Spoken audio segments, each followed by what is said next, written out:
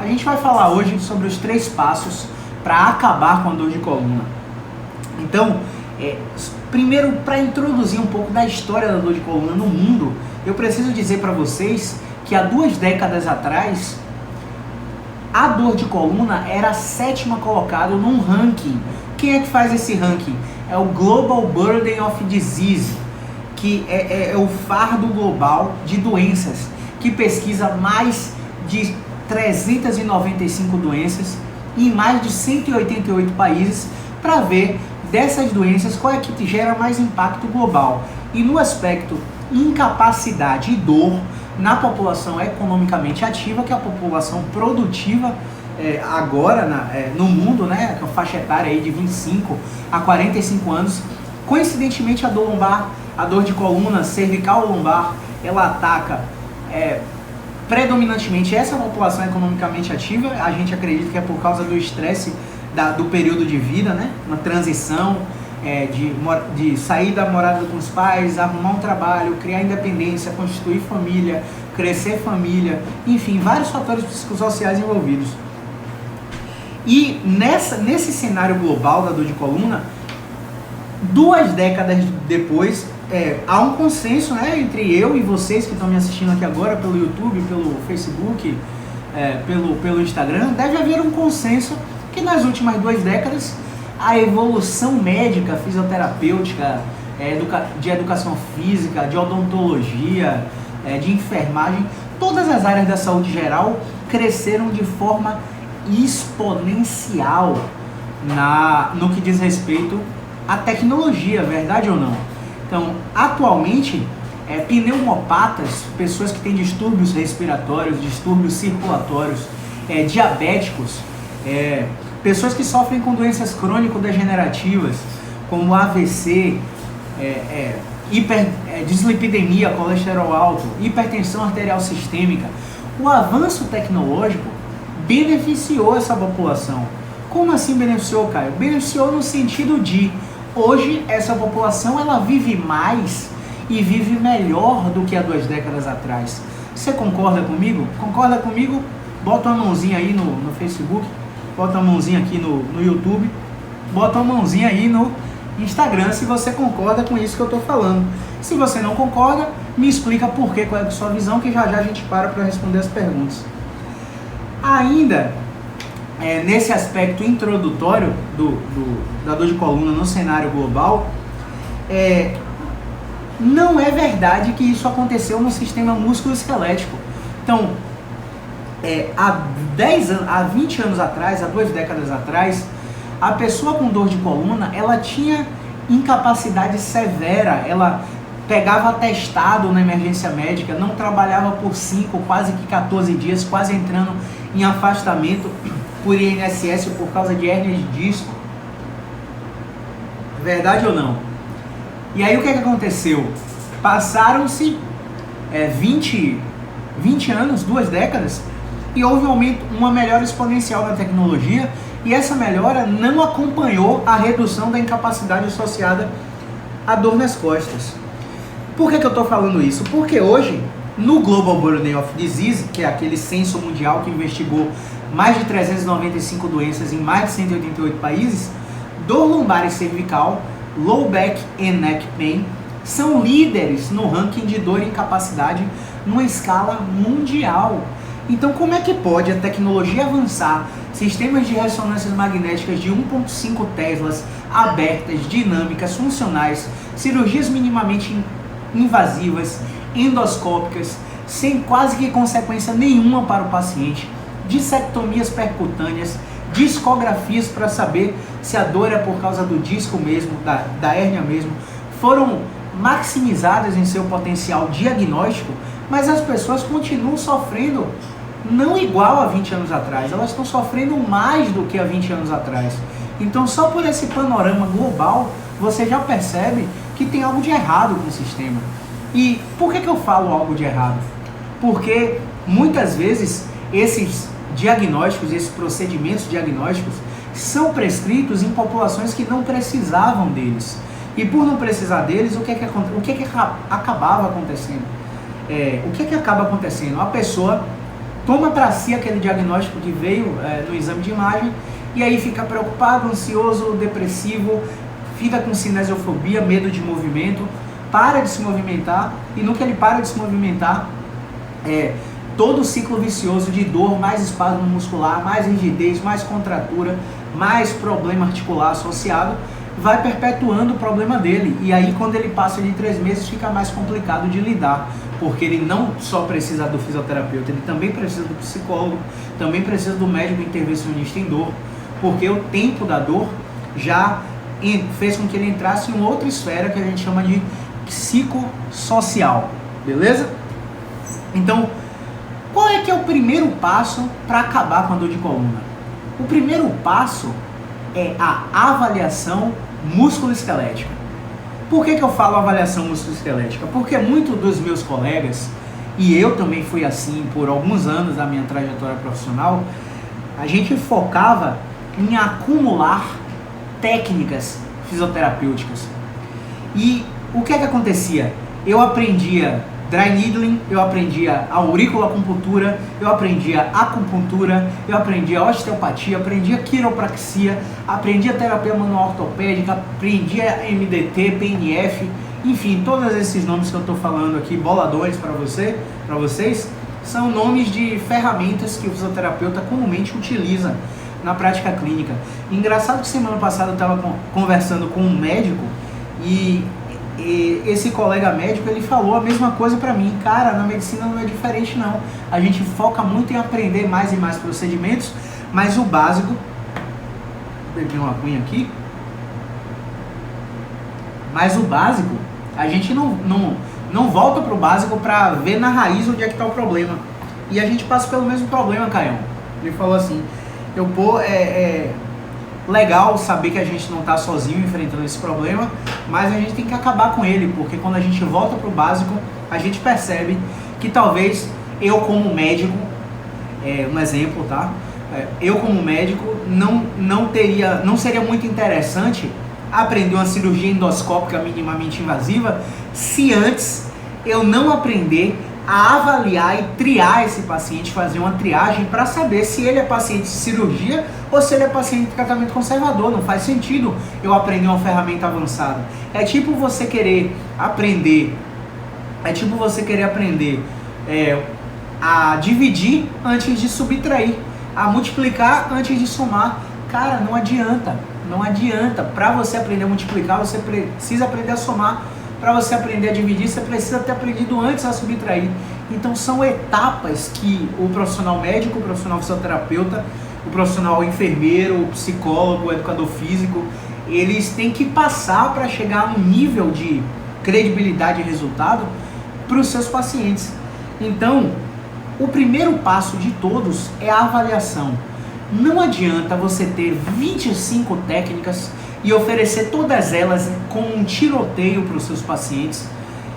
E a mesma coisa eu digo para você que é paciente, está me assistindo aí, você que é prospecto de paciente, você que é um seguidor que está querendo entrar um pouco nesse mundo de dor de coluna, de dor musculoesquelética, de dor crônica. Se você é paciente, eu preciso falar com você que não adianta você sair procurando fisioterapia, RPG, acupuntura, ozonoterapia, bloqueio intervencionista de dor com médico, ozonoterapia, enfim, já falei. Não adianta você procurar, mas não é melhor na dor de coluna. Mas não quer dizer melhor. Não adianta você ficar pulando de galho em galho sem seguir o tratamento de ninguém. Porque o fato é o seguinte, todos os pacientes, em 2019, a gente atendeu 629 pessoas e a gente deu resultado para 92% delas. Apenas 8% não tiveram resultados. E quando a gente foi analisar os pacientes que a gente não teve resultado, desses 8% que a gente não teve resultado, simplesmente metade não seguiu o que a gente falava. Ou precisava de mim do psicólogo e não foi no psicólogo também, ou precisava de mim de um bloqueio transforaminal com o médico e não fez também, ou precisava de mim de atividade física e não começou a fazer, ou precisava de mim do nutricionista porque precisava de uma modulação intestinal para regular o eixo hipotálamo, hipófise e intestino, para diminuir a sensibilização central, que é a percepção muito alterada do sistema nervoso central no que diz respeito à dor. Então,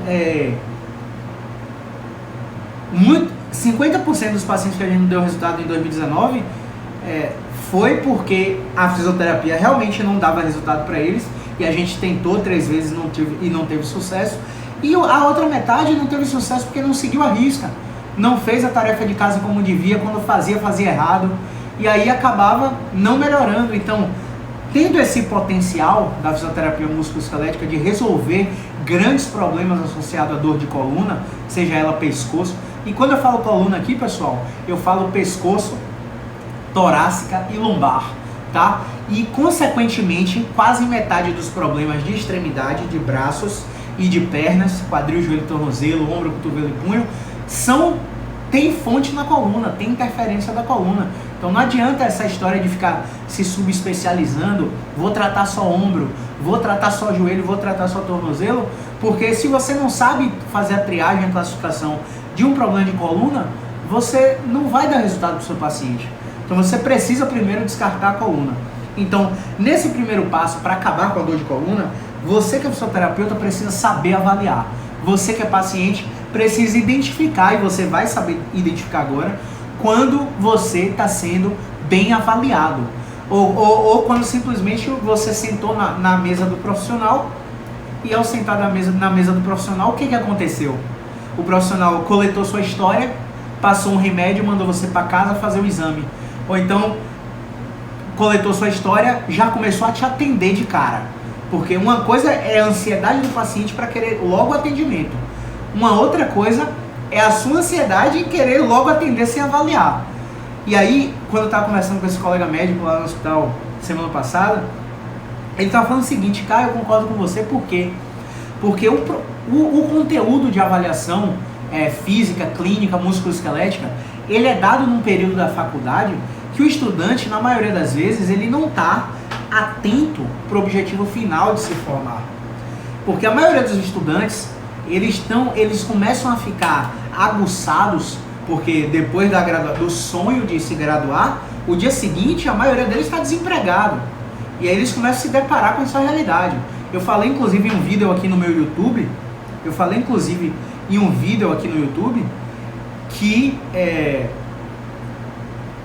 os desafios da contratação e da estabilidade na fisioterapia. Então eu recomendo que você vá no meu YouTube para ver. Lá no podcast Physio Insight a gente tem uma playlist, já soltamos 4 vídeos, um deles é esse. Você pode ir lá para ver com detalhes isso que eu estou falando. E aí quando a gente manda simplesmente o paciente, a avaliação musculoesquelética no início da graduação, no meio da graduação, a gente não tem o comprometimento necessário. Não estou dizendo que são todos, mas a maioria não tem um comprometimento necessário. Está indo para a faculdade para namorar, para paquerar, para conhecer menininha, para conhecer rapazinho, para ir para balada depois, não está nem aí do que o professor está falando. Só quando chega perto do estágio que o estudante começa: meu Deus, quanto tempo perdi, deixa eu correr atrás. E isso acontece com a maioria, tá? Eu diria aí que 15% aí não entram nessa realidade, mas 85% é uma maioria esmagadora que entra nessa realidade. Então, você precisa avaliar bem, você precisa ser bem avaliado. E como é que você descobre quando é que você está sendo bem avaliado? Você que é paciente e você que é fisioterapeuta, como é que você faz uma boa avaliação? Quando a gente fala de dor de coluna, de dor em geral, musculoesquelética. Ponto 1. Quando você vai numa emergência médica, você é atendido de cara pelo médico? As chances são que não. As grandes emergências têm sistemas de triagem e classificação de risco, para te colocar aquela pulseirinha lá, uma pulseirinha que muitas vezes pode ser amarela, verde, vermelha, aí tem umas cores lá que vão determinar o quão urgente é o seu atendimento. Mas quem fez essa primeira triagem em você? Geralmente não foi o enfermeiro. O enfermeiro fez a classificação de risco e aí colocou você numa ordem na fila para você ter prioridade ou não no atendimento. E, pasmem, é assim na Holanda, é assim no Canadá, é assim em mais de 37 estados dos Estados Unidos, é assim na Austrália, é assim na Nova Zelândia. Só não é assim no Brasil, quando a gente fala de fisioterapia para dor musculoesquelética. Nesses países que eu acabei de citar, você vê no outdoor, machucou, procure um fisioterapeuta. Tá com dor, procure um fisioterapeuta. Você entra na academia, esse movimento está produzindo dor, procure um fisioterapeuta. Caio, como é que você sabe disso? Através dos cursos que a gente fez. A gente fez várias formações internacionais, onde profissionais desses países vieram aqui para o Brasil e a gente estudou com eles. Ou grandes profissionais aqui do Brasil foram fazer doutorado, pós-doutorado lá e voltaram com essas informações. Então, a gente sabe como é lá fora. E o Brasil tem eu diria em alguns aspectos, uma maravilhosa mania de copiar os Estados Unidos, e isso vai chegar aqui para o Brasil também. Então, no primeiro passo da avaliação, você como fisioterapeuta tem que estar na linha de frente. Acabou essa história de, tô com dor, tenho que ir no médico primeiro. Não, você pode ir no médico primeiro, nada de errado com o médico, você pode ir lá. Mas o ideal é que você vá primeiro no fisioterapeuta e fique de 4 a 6 semanas na fisioterapia.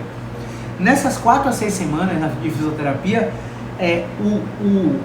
o atendimento em músculo-esquelética, ele vai, na maioria das vezes, produzir resultados em mais de 97% dos casos, mais de 95% dos casos, vai ser resolvido com fisioterapia. Então, por que eu estou falando isso para você? Porque a gente é melhor que enfermeiro, que médico, psicólogo? Não, de jeito nenhum. Cada um é especialista em sua área. O médico em doença, o fisioterapeuta em função, o psicólogo em saúde mental, o enfermeiro na arte do cuidado, o educador físico na arte do treinamento, prevenção, e o dentista na parte odontofacial, saúde estomatognática e por aí vai. Então, cada profissional vai ter sua expertise em determinada área. Só que os estudos têm mostrado, e tem um grande estudo, que inclusive está postado aqui no meu Instagram, se você é seguidor raiz, você vai lá na minha aba de destaques, na aba de destaques você vai no botão artigos, e você vai ver posts sobre artigos científicos que eu fiz. E aí você vai ver lá um artigo que os profissionais, os pacientes que foram primeiro na fisioterapia, nesses sistemas holandês, canadense, americano, neozelandês, australiano, eles gastaram no final do tratamento $2.700 a menos. Tá rolando um vírus aí na China, não sei se vocês estão acompanhando, e aí todas as ações, todas as ordens da bolsa caíram drasticamente essa semana. E o que é que isso tem a ver? Dólar subiu, tá tudo caindo na bolsa e o dólar tá subindo. O dólar subiu para 4,18. $2.700 de economia num tratamento para dor. Você acha que isso é importante? $2.700 a menos porque o cara simplesmente parou de seguir o senso comum, teve dor e foi no fisioterapeuta. Por quê? Na parte da avaliação, galera, a gente precisa estar atento para o seguinte: quando o primeiro contato é médico, você tem custos com consulta, custos com exames de imagem, custos com medicações, e quando retorna do exame de imagem, você ainda não começou o tratamento, você volta no médico para fechar o diagnóstico. Fechando o diagnóstico, tem mais medicação e encaminhamento da fisioterapia, e depois do encaminhamento da fisioterapia, o paciente melhora. Quando o cara vai para o primeiro contato direto no fisioterapeuta, o fisioterapeuta faz uma avaliação da função, vê o que está prejudicado. Mas Caio, o que é função? Meu Deus, você fala tanto em função, mas função é tão abstrato. Para quem é fisioterapeuta e quer aprender função, esse é o livro, tá?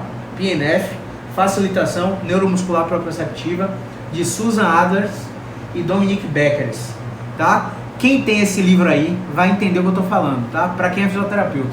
Para você que é paciente, que é prospecto de paciente, função é sua capacidade de executar atividades do dia a dia. Eu não estou falando com vocês aqui, eu estou gesticulando, eu estou rodando meu pescoço, eu estou levantando e abaixando minha cabeça, eu estou estabilizando meu tronco, tudo isso é função. E o paciente que tem dor, ele tende a perder função. A gente não sabe quem veio primeiro, se foi o ovo ou se a galinha, mas a gente sabe que quando restabelece a função, o corpo meio que tem uma harmonia biomecânica, uma harmonia mecânica melhor, e a dor vai diminuindo progressivamente. Então não estou aqui para te dizer que sua dor é porque você perdeu função, nem estou aqui para te dizer que você perdeu função porque sua dor começou primeiro.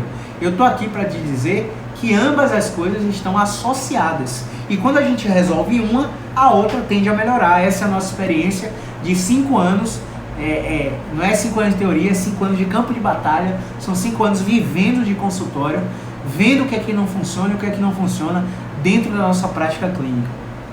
Beleza?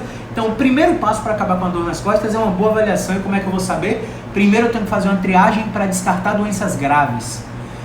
Caio, você está falando de doença grave? Eu achei que doença grave só ia para o médico. Doença grave vai para o médico, mas a doença grave chega para a gente também. Eu vou te contar um caso aqui, eu falei até para vocês que eu precisava abrir com um caso clínico para vocês entenderem melhor essa nuance. Só que eu acabei não abrindo com um caso clínico, mas não tem tempo perdido não. A gente começa a falar do caso clínico aqui agora, beleza? Caso clínico, paciente tia de uma paciente nossa. A sobrinha dessa paciente foi para o nosso atendimento, ela tinha uma dor de cabeça, a dor de cabeça era cervicogênica. Dor de cabeça cervicogênica é aquela dor de cabeça que vem acompanhada de dor no pescoço, com rigidez no pescoço, e a dor migra pela cabeça, ela não fica em um ponto só. Ela está na têmpora, horas ela está na fronte, horas ela está periorbital em volta dos olhos, horas ela está associada a sinusite, que tem dor nos seios da face, horas ela está com a cefaleia occipital aqui na base do crânio. Então a dor de cabeça cervicogênica.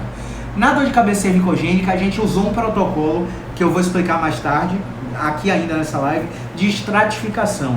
Nessa estratificação ela caía num grupo que é a triagem, ela caiu num grupo de cefaleia cervicogênica, dor de cabeça de origem cervical. E nesse grupo existem 3 intervenções que são altamente efetivas. A primeira intervenção é a mobilização das primeiras vértebras cervicais. Entre a cabeça e as 2 primeiras vértebras cervicais existem articulações que a gente chama de OAA, que é a articulação occipito-atlanto-axial. A mobilização dessa articulação OAA, juntamente com a manipulação, uma técnica manipulativa direta na charneira cérvico-torácica, que é a junção do pescoço com a torácica, juntamente com técnicas miofaciais na musculatura do temporal e na musculatura do esternocleidomastoide. Temporal é essa musculatura aqui acima da orelha, e esternocleidomastoide é essa musculatura aqui, ó. Vocês estão vendo agora quando eu estou virando o pescoço, tá vendo? É o músculo do torcicolo. Essas 3 técnicas combinadas nesse grupo de pacientes com dor de cabeça tem um resultado expressivo. E essa sobrinha dessa paciente melhorou com a manipulação, com essa técnica de mobilização OAA e com a técnica miofacial em 2 sessões. Acabou com a dor de cabeça, a gente ensinou um movimento a ela, e toda vez que a dor de cabeça vem, ela tira a dor de cabeça dela com o movimento. Ela falou de mim para Deus e o mundo, me chamou de herói, me elogiou, me deu panetone de Copenhague. Obrigado aí, foi a melhor parte. Agora eu não aceito mais esses presentes, tá? Pacientes aí, não me levem gordices, pelo amor de Deus, eu já tô muito gordinho, vou recusar e não ter a educação certa, beleza? Então vamos lá. Essa paciente falou para a tia dela que sofria de enxaqueca, mas enxaqueca, 35 anos de enxaqueca, a tia dela, 35 anos de enxaqueca. A tia dela foi lá no consultório, viu meus vídeos, achou que ela ia receber a mesma técnica que a sobrinha dela recebeu. E aí na avaliação a gente fez isso aqui, que é o passo número 1 para acabar com a dor nas costas. Caio, você está falando de dor de cabeça, e a live era sobre como acabar com a dor nas costas. Só que quando eu falo dessa dor de cabeça, eu estou falando de dor nas costas, porque eu estou falando de coluna cervical. Essa dor de cabeça é por causa da coluna. Não é que ela tem um aneurisma, um tumor, um câncer na cabeça, uma neurite, um AVC, não é nada disso, não é doença. É uma alteração mecânica do pescoço. Então abrange também a coluna vertebral. Então, essa paciente, o que aconteceu? Eu avaliei ela para descartar a doença grave. Como é que a gente descarta a doença grave da cabeça? Você tem dificuldade de deglutição? Tem dificuldade de fala? Tem tontura? Tem dificuldade, tem náusea? Tem ataxia, tremores nas mãos? Você tem dormência na face, numbness? Você tem nistagmus? Seu olho mexe sozinho? A paciente, não, já mexeu, já aconteceu. Não, galera, não é a pálpebra. Sabe quando a gente tá nervoso que a pálpebra fica batendo? Não é isso que eu tô falando, não. Eu tô falando de nistagmo, eu tô falando do olho mexer só. Então, já aconteceu isso com você? A paciente tinha 4 sinais de gravidade. Ou seja, contraindicação absoluta para eu mexer nela. E aí eu avaliei ela, falei para ela, olha, parece que seu problema dessa dor de cabeça de 35 anos não é mecânico, Eu preciso que você tenha uma avaliação médica para que o médico veja se há algum problema químico, e se houver algum problema químico, ele vai entrar com uma medicação específica para torcer para sua melhora.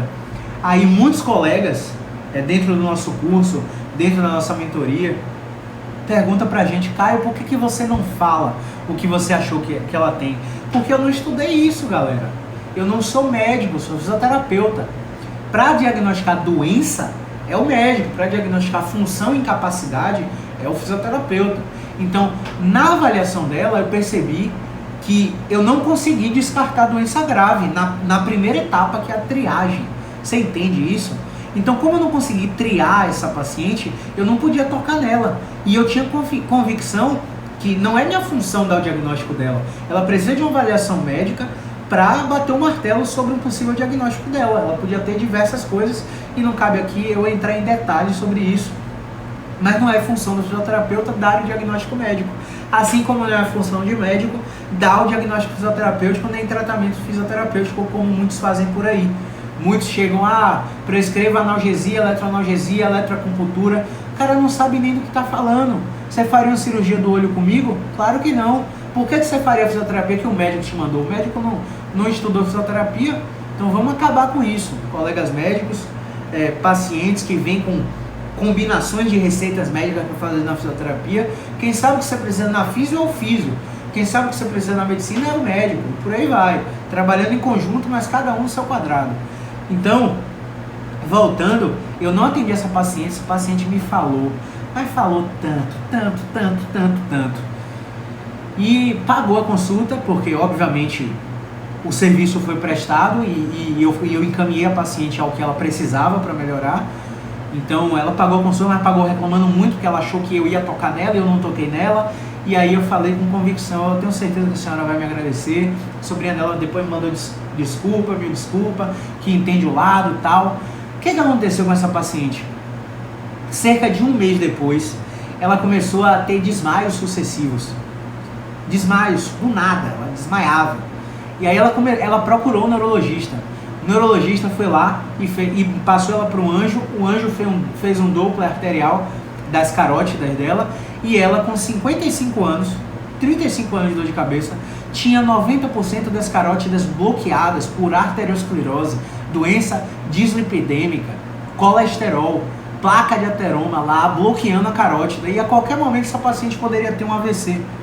Então, os sinais do exame clínico e do exame físico determinaram que eu não consegui descartar a doença grave, por isso aquela paciente não era para mim, era paciente do médico, e você, como fisioterapeuta, tem que estar ligado nisso para descartar a doença grave. A qualquer momento pode chegar para você, beleza? Mais tarde, essa paciente fez um procedimento cirúrgico, não me lembro ao certo qual não sei se foi cateterismo, se foi balão de stent, não lembro ao certo qual foi.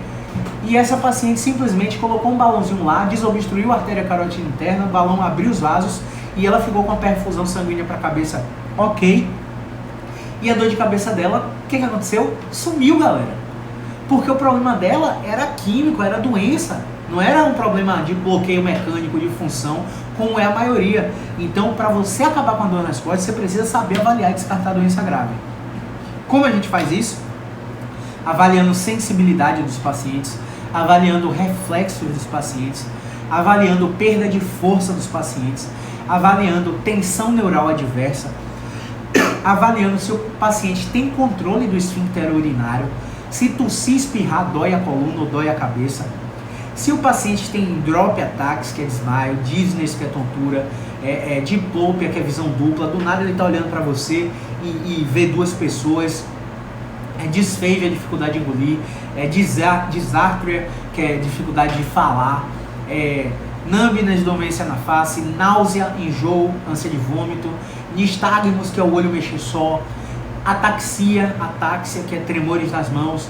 Tudo isso aí a gente já bateu o martelo com 9 achados do exame clínico que descartaria doença grave da coluna da cabeça, da coluna cervical e da cabeça, e da coluna lombar e torácica. Se o paciente tem febre junto com a dor, o paciente está tendo febre junto com a dor, é sinal de quê, galera? Sinal de infecção. Então você precisa ter perguntas especiais na sua anamnese, que é o seu primeiro contato da avaliação, para poder acabar com a dor de coluna dele. Se tem febre junto com a dor, você perde urina aos esforços, que aí pode ser também um grau de incontinência, e aí valorizam muito os fisioterapeutas uroginecológicos que trabalham ali na linha tênue entre a red flag, a doença grave, e a incontinência urinária, né, disfunção sexual, miccional, anal e por aí vai. Tem que ter muita expertise para lidar com isso. Se o paciente for hospitalizado por causa de uma infecção recente, se o paciente tem história de câncer, se o paciente tem dor noturna, se o paciente tem perda de peso inexplicada, cara, eu tô com uma dor de coluna aqui, há quanto tempo? 2 meses. Pô, 2 meses, pô, e você tem perdido peso? Caramba, perdi 20 quilos nesses 2 meses. E por que você perdeu? Eu não sei. Você fez dieta? Não. Você começou a atividade física? Não, não sei. Perdi peso. Perdeu peso inexplicado e inexplicado. Olha o sinal de red flag batendo aí na sua porta. Sinal de doença grave que você não vai tocar nele.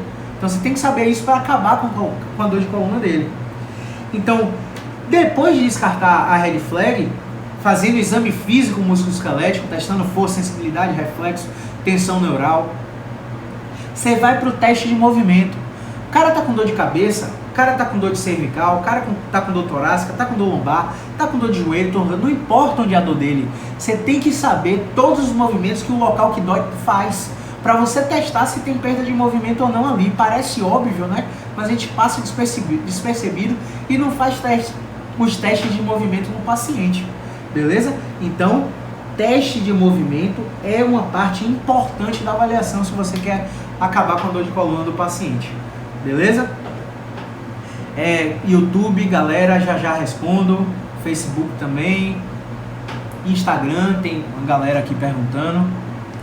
Vamos lá. Vamos lá. Tiago. Felipe França. Vamos lá. Caio, meus professores em especial diz sempre que é mais importante do que querermos ir para a técnica e aplicar uma boa anamnese. Eu não conheço o Adriano Celso, tá? Mas eu já ouvi falar muito bem dele. Se eu não me engano é da área de geriatria, né? Um colega meu da osteopatia foi aluno dele na FTC, salvo engano, e elogia demais, mas elogia demais, ele demais mesmo. Deve ser um excelente professor. Que bom que ele propaga isso aí, viu, Felipe? Que bom mesmo. Grande Davizão, meu colega físio, paciente também. A irmã também é minha paciente. Obrigado pela audiência aí. Caio, fala um pouco do CrossFit. Eu vejo muitos que fazem e depois se queixam de dores. Olha só, galera, não é o objetivo dessa live, tá? Mas a gente vai programar uma live só sobre CrossFit. Obrigado aí pela sugestão. Grande Emerson Viana, boa noite. Jefferson Araújo, bora Jeff. As problemáticas relacionadas à dor persistente também são existentes em extremidades? Com certeza, Jefferson. Com certeza absoluta. A extremidade também sofre com dor. Também sofre com dor crônica. Na verdade, assim, quando eu falo crônica, galera, eu não estou falando sobre dificuldade de tratamento, ok? Eu estou falando apenas sobre tempo. Tem muito paciente crônico aí, entre aspas, que simplesmente não teve a sorte de encontrar um profissional capacitado para resolver o problema dele. E aí a dor ficou fazendo aquele tratamentozinho ali que não funcionava, placebo, quiçá, e o tempo de dor foi alastrando. Uma dor que poderia ser resolvida em 6 semanas, ultrapassou a barreira de 12 semanas, de 3 meses, e o paciente perpetuou e cronificou o problema, beleza? Então, vamos com cautela quando a gente fala de crônico, tá? Vamos falar melhor, vamos falar persistente, porque crônico gera um efeito negativo no paciente, né? Vamos falar persistente e explicar que não está relacionado com dificuldade de tratamento, está relacionado apenas com o tempo de dor que o paciente tem. E aí a gente vai descobrir se é mecânico, se não é mecânico, para começar de fato a tratar. Vamos lá. Eita, sinto dores na coluna, qual tipo de tratamento é recomendado? Nossa senhora, você não é paciente raiz, né? Se você fosse paciente raiz, você já saberia isso aí. Se você fosse seguidora raiz, já saberia isso aí. A gente não tem como falar, e toda essa galera que me pergunta isso tem a mesma resposta. Sua dor de coluna pode ser um câncer. Então você vai tratar com radioterapia, quimioterapia, talvez cirurgia. Sua dor de coluna pode ser seu estômago gritando por uma péssima alimentação por anos. Seu estômago está hiperexcitando o nervo esplênico maior, que está gerando rigidez na coluna torácica, que está compensando na coluna lombar ou cervical. Sua dor na coluna pode ser seu estômago e você tem que resolver essa dor na coluna com um nutricionista. E se o nutricionista não resolver com uma alimentação equilibrada em 6 semanas, muito provavelmente você precisa de um gastroenterologista. Galera do Facebook e YouTube, eu acho que caiu aí, mas não se preocupa não, que a gente vai divulgar depois esse conteúdo para vocês aí, tá? Então, depende. Eu preciso saber as origens da sua dor de coluna, e para isso eu preciso te avaliar. Então, sua dor de coluna pode ser uma simples obstrução de movimento que está te impedindo de dobrar. Perdão. Que está te impedindo de dobrar para pegar um objeto no chão, por exemplo. Beleza? Então, pode ser várias coisas. E eu gosto de falar isso para vocês que me perguntam assim, para vocês perceberem que cada paciente é um paciente. Vou dar um outro case aqui que a gente recebeu no consultório hoje. Uma paciente que melhorava com um movimento simples na coluna, a gente desbloqueou ela e a gente mostrou para ela que a postura dela, quando ela sentava para trabalhar no computador, agravava a dor na perna dela. E aí a gente vendeu para ela um rolo lombar. E o rolo lombar corrigia a postura dela no sentado e tirava a dor da perna. E aí ela achou que o rolo que melhorou ela ia melhorar todo mundo e comprou para a mãe dela. E quando ela começou a dar o rolo para a mãe dela usar, a mãe dela piorou sensivelmente, porque muito provavelmente a direção que a mãe dela melhorava não era a mesma que a dela. Então cada organismo é único e singular. Então não tem essa história de uma receita para cada um de vocês, tá? Vamos lá. Boa noite. Um paciente fez cirurgia, já tem bom tempo, só que sofre bastante dor. Pois é, o problema dele não foi resolvido. A cirurgia muito provavelmente não era indicada para ele, tá? Eu tenho 2 cases de sucesso lá no consultório que precisaram da cirurgia. A gente tratou por 6 semanas, não teve resultado, não respondeu em nenhuma das estratégias terapêuticas. Todas as ferramentas que a gente tinha não funcionaram. A gente encaminhou para um médico especialista. O médico fez a discografia, reproduziu a dor na perna do paciente e fez a dissectomia percutânea. O paciente está sem dor e o pós-operatório foi todo com a gente por mais 6 semanas. O paciente hoje joga bola no final de semana, faz academia e é ciclista. Então, existem... Eu falo aqui nessa live dos 97% que são total. Mas existe aquele 3% que a fisioterapia não vai funcionar. E aí esses 3% muito provavelmente vão responder a bloqueio ou cirurgia. Beleza? Então existem esses casos, tá? Então vamos lá. O Facebook realmente caiu, tá? Mas depois a gente divulga esse conteúdo lá no Facebook. Grande Rogério, meu irmão, boa noite, meu irmão. Saudade aí de vocês aí, viu? Vamos lá. Jorge Monteiro. Grande Jorgão, simultaneamente, Ave Maria, tá muito chique esse rapaz. Grande Jorgão, maior confeitaria do planeta Terra aí, viu? Confeitaria Priscila Diniz. Obrigado pela audiência aí, meu irmão. Grande abraço e apareça, meu irmão. Apareça. Estourado que nada. Vamos lá. MSC Cláudia, boa noite. Obrigado pela audiência aí. Pronto, acho que respondi uma galera aí, né? Vamos voltar pro conteúdo? Só mais uma, tá? Pablo, em meio à discussão sobre ventosoterapia, o que acha do uso dessa técnica para dores de coluna? Velho, se eu entrar nesse tema aqui, eu só vou acabar depois de amanhã. Então, assim, eu recomendo que você vá fazer o curso de PBE com Leonardo Costa, tá? Leonardo Oliveira Pena Costa, PhD pela Universidade de Sydney, coordenador da Unicid de São Paulo, dá o curso online de PBE. Eu acho que você, antes de fazer qualquer curso, tem que fazer o curso do cara. Porque o cara vai te ensinar a pescar, ele vai te ensinar a descobrir o que funciona e o que não funciona. E aí você vai aprender a jogar cupping no PubMed, na Pedro, e vai ver, comparado com intervenções, se ela funciona ou não funciona. Agora eu, Caio, eu tenho um viés da medicina tradicional chinesa. Eu trabalho com acupuntura, eu estudei acupuntura por 2 anos. Então eu sei o viés energético da ventosoterapia. E aí não é todo mundo que acredita, mas existem coisas que também não são mecânicas, tá? E essas coisas que não são mecânicas, a gente tem que fazer o diagnóstico sindrômico energético, que 90% dos acupunturistas não fazem. 90% dos acupunturistas não avaliam língua, não avaliam pulso, não fazem Bagan, não fazem diagnóstico sindrômico energético.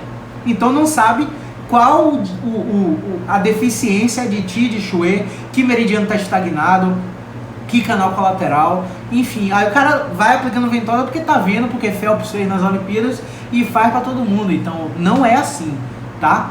Ventosoterapia tem um viés energético. Hoje eu uso assim em 2% dos meus pacientes. O último paciente que eu usei, ele é egípcio, só para você ter uma ideia.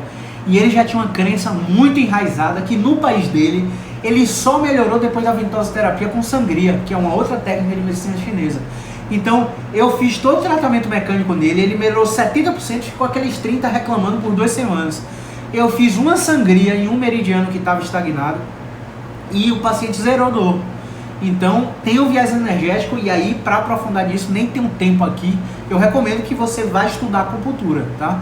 É válido, tá? Porque vão ter coisas que você não vai ajudar com nada no mecânico, só no energético, tá? E aí, só você que está no campo de batalha que você vai perceber se isso funciona ou não funciona, tá? Boa noite. Samuel MRD. As red flags citadas na dor cervical são também aplicadas à região torácica? Também, torácico lombar também? Com certeza. Na dor cervical eu falei sobre dor de cabeça, né? Que são os 5 Ds, 3 Ns e 1 A. 5D, diplopia, dizziness, drop attacks, disphagia e dysarthria. Ou seja, visão dupla, tontura, disfagia, dysarthria e desmaios. 5 Ds. 3 Ns, náusea, numbness e nistagmus. Dormência na face ou língua, olho batendo sozinho, e náusea, ânsia de vômito. E o 1A é ataxia. Então, se sua mão treme sozinho e você tem a combinação desses 9 achados, você tem um sinal de gravidade para dor de cabeça cervical, tá? Cervical e cabeça. Para lombar, a gente vai mais para reflexo, sensibilidade, miótomos, sensibilidade dos dermátomos, tensão neuroadversa, febre junto com a dor, anestesia em cela, que seria dormência na região genital, né? Perde urina com frequência aos esforços, tossispe radói, infecções, alterações prostáticas em homens, alterações de miomas em mulheres, associados à história de câncer. Então tem uma porrada de coisa para você ir para red flag, beleza? Franklin Santos, tá dando risada aí, né? Marlos Alex, grande Caio, parabéns pelo conteúdo de qualidade. Grande Marlos, esse cara aí é a melhor contratação de todos os tempos da Eurafin, viu?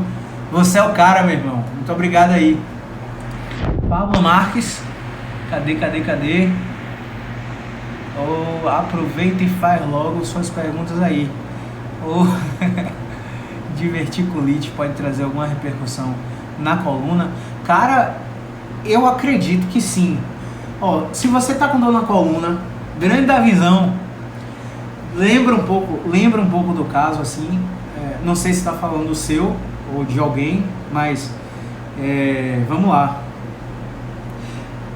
Se você tem diverticulite, muito provavelmente seu sistema pélvico está alterado. Se o sistema pélvico está alterado, o plexo lombar, que são os nervos que inervam o sistema pélvico, ele deve estar alterado também. Se o plexo lombar está alterado, muito provavelmente você deve ter uma alteração de função na coluna. E isso pode sim estar causando dor na coluna. Mas antes de ir para o viés visceral, né, a gente tem que ir por último nessa coisa aí, porque não é mensurável, a gente não pode quantificar. Então a gente vai para essa avaliação mecânica. Teste de movimento, estratégias de carga, intervenções baseadas em estratificação de subgrupos, para ver com que você melhora. Você melhorando, a gente descarta que é a diverticulite. Você não melhorando, aí a gente entra no viés visceral. No viés visceral, você não melhorando, aí a gente vai para intervenção médica associada. Beleza? Então vamos lá, pausa nas perguntas aí, tem 4 perguntas na caixinha, meu Deus do céu. Meu Deus, galera, calma. Calma, senão eu não paro hoje. Pera aí, daqui a pouco eu volto. Então, voltando. A gente saiu das red flags, que foi o primeiro passo, que é a avaliação. Beleza? Nesse primeiro passo de avaliação, a gente vai para os testes de movimento. Então, onde é que tá doendo? Olha o Arnold aqui. Pronto, aqui tá o Arnold. Beleza? Aqui tá sua coluna. Da coluna cervical, vai todos os nervos para a cabeça, braço e ATM. Beleza? Da coluna torácica vai todos os nervos para abdômen e pelve. Da coluna lombar vai para pelve e membro inferior. Então, se o cara sabe descartar problemas na coluna, o cara sabe quando o problema é de fato a extremidade. Ele vai tratar de forma mais assertiva. Beleza? Então, vamos dizer, doeu o pescoço, teste de movimento no pescoço. Quantos movimentos o pescoço tem? Me fala aí vocês. Vou esperar aqui um pouquinho, tá? Responde aí. Quantos movimentos o pescoço tem? Fala pra mim. 4, 5, 6, 7, 8, 12. Quantos movimentos tem aí? Quanto é que vocês acham? Dá uma pausinha aí, 10 segundos para vocês me darem essa resposta. Vamos lá. Eu sei que na hora do vamos ver, o bicho pega, mas a hora de errar é essa, galera. Vamos lá. Quantos movimentos vocês acham que o pescoço tem? E aí? Ninguém? Beleza, vamos nessa. Então vamos lá, vamos mostrar aqui no Arnold. Então tá doendo o pescoço do cara com cabeça, com ATM, com ombro, seja lá o que for.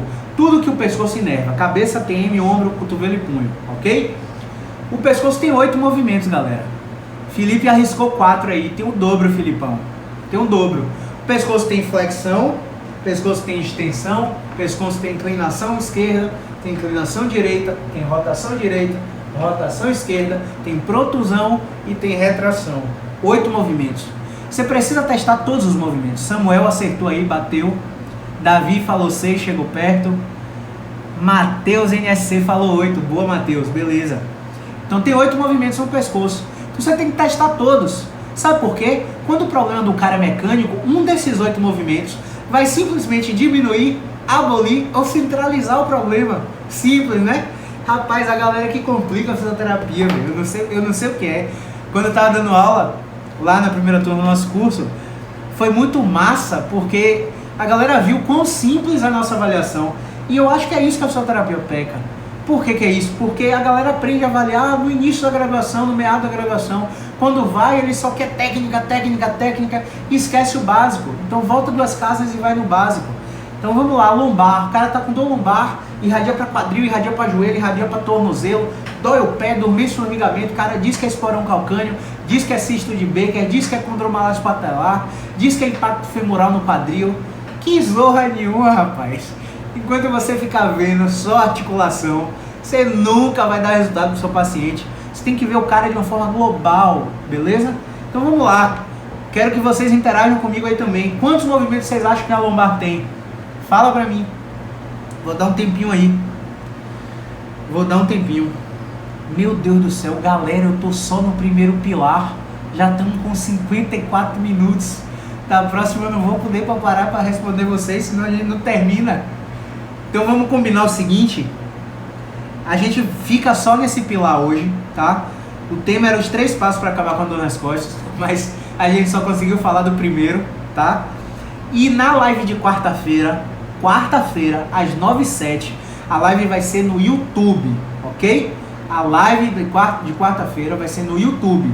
Então quem já não tem meu canal aí, youtube.com/Caio Ferreira Físio. A live de quarta-feira às 9h07 eu vou falar sobre os 2 passos que vão ajudar pacientes a acabarem com a dor nas costas, tá? Então hoje a gente não vai dar pra terminar. Então vamos lá. 6, Samuel falou 6, Matheus falou 6, Felipe falou 6, beleza. Vamos nessa. E deixa eu te falar uma coisa, sabe que eu não sei? Eu vou testar agora. Eu sou péssimo de matemática, eu testo as coisas na hora. O pessoal do curso falou pra mim, Caio, qual o nervo tal que vai pra onde? Eu, velho, não sei. Eu sei que tem um nervo que sai dali e vai pra tal lugar. Mas a intervenção, quando a gente usar, a gente não vai conseguir selecionar qual nervo que a gente vai afetar. A gente vai pegar o plexo todo.